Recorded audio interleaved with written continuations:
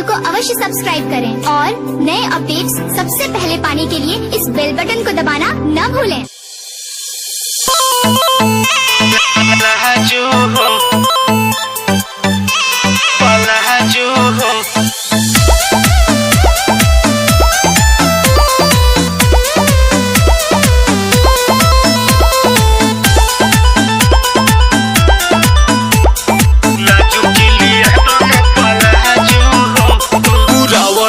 कहीं का हम तारा बड़ी दिक्कत होला राजा लूट में लारा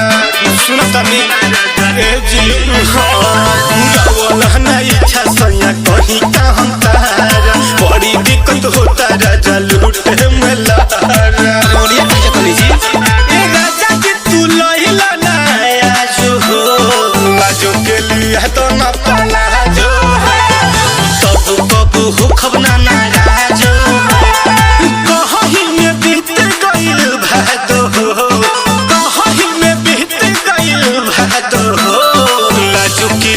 तो न पाला जो तब से जिया पकड़ बतू राजो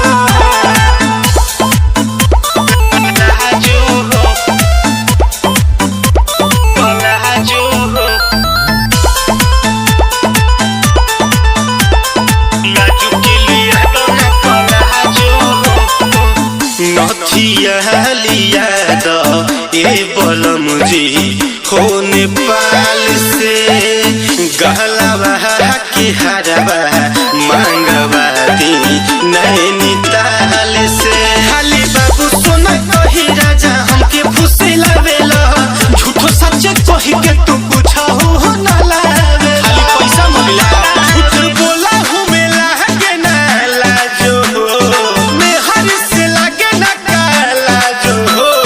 लाजो लालिया तो ना पाला जो कब से जिया पकड़ दे हमरा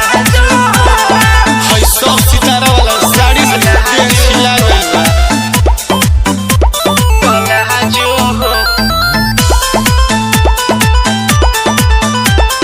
लाजो के लिए तो ना पाला जो यूपी वाला सुरमा जब लगाइब अपन आँख में लइकन में चर्चा खूबे होई गाँव देहात में सुनी 2000 से निक अरविंद अरमान हो कह देव तो बोलू पंकज दिहान हो भारत रविंदर माटी लागो हो राजा रविंदर माटी लागो हो राजा लिया ही दपाला सब खुशी रहे तो हल्ला अरे पति देख के छती होता।